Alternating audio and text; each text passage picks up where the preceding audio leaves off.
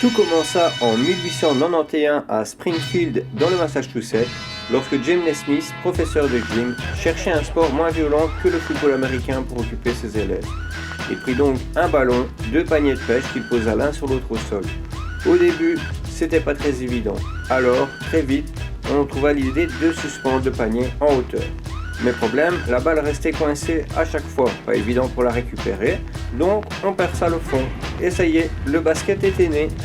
Côté look, d'abord des maillots unis, sans couleur ni logo. Une pratique simple, brute, presque austère.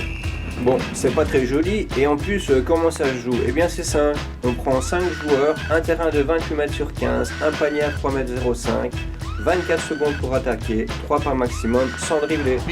Attention au contact trop violent, ce serait une faute.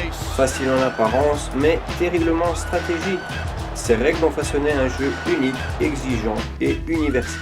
Très vite, le basket quitta les salles pour s'installer dehors sur le playground, plus connu sous le nom de terrain de streetball. Là, le dribble libre est apparu, les dunks spectaculaires se sont multipliés, le streetball s'est développé, le basket est devenu une manière de s'exprimer. Sont ensuite apparus des sneakers iconiques tels des Chuck Taylor ou Air Jordan, sans oublier bien évidemment le hip-hop qui jouera un rôle majeur dans la popularisation de ce sport et bien d'autres encore.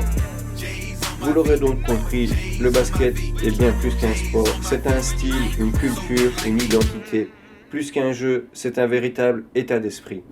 Alors oui, je pense qu'on peut le dire. Sur le terrain comme dans la rue, le basket, c'est un art. Et comme on n'en a jamais assez, encore un brin d'histoire. Pour l'instrumental du début, c'est donc un clip de 1992 où le leader Everlast du groupe House of Pain porte fièrement un maillot vert des Boston Celtics, floqué du numéro 33, celui du légendaire Larry Bird. Ce choix n'est pas anodin.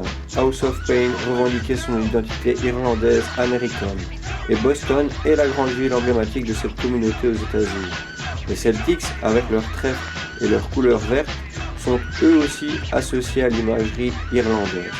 Larry Bird était l'icône des Celtics, considéré comme un des plus grands joueurs de l'histoire du basket. Résultat, le clip a encore plus renforcé le lien entre Jump Around et l'identité Boston Irish Pride. Aujourd'hui encore, Jump Around est joué dans de nombreux stades et arènes. Tradition particulièrement célèbre à l'université du Wisconsin-Madison, où la chanson est lancée avant le 4e quart-temps des matchs de football américain, tout le stade sautant en rythme.